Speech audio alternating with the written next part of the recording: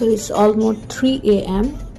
আমরা সাডেনলি গাড়ি নিয়ে বের হয়ে যাই বিকজ আমাদের তখন হঠাৎ করে পার্টি করার মুড হয়। সো অ্যাকচুয়ালি লঙ্কাওয়েতে যাওয়ার পর থেকেই আমরা পার্টি মোডেই ছিলাম।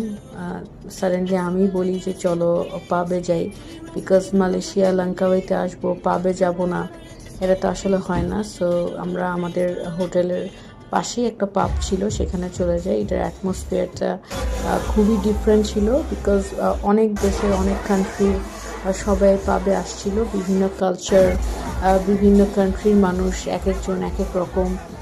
বাট যখন পাবে আসি তখন কিন্তু আসলে সবাই সবার মতো করে এনজয় করছিল, বিকজ ওখানে অ্যাকচুয়ালি সবাই যখন যাই তখন সবার সাথে একটা ফ্রেন্ডশিপ হয়ে যায়। So we guys are enjoying our drink. আর খুব এনজয় করছিলাম আমাদের পুরো এনভায়রনমেন্টটা। খুবই লাইক মিউজিকের ভাইবসগুলো খুবই জোশ ছিল। ওদের মিউজিক সিলেকশন, চয়েস, এভরিথিং সব কিছুই খুবই ডিফারেন্ট ছিল।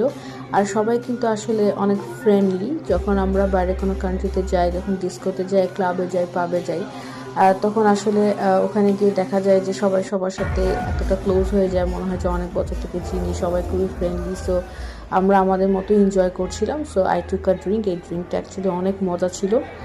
এটা হচ্ছে মালয়েশিয়ার ফান্টা, স্ট্রবেরি ফ্লেভার। তো এটার সাথে আসলে ভডকা মিক্স করলে অন্য ধরনের একটা ফ্লেভার হয়।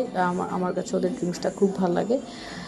তারপরে ব্যাক টু হোম, ভোর হয়ে যায়, বাট আমাদের পার্টি মোড শেষ হয় না। আমরা বাসায় এসেও ওই পার্টি মোডেই ছিলাম। বাসায় আমরা সেই ধরনের একটা এনভায়রনমেন্ট তৈরি করি।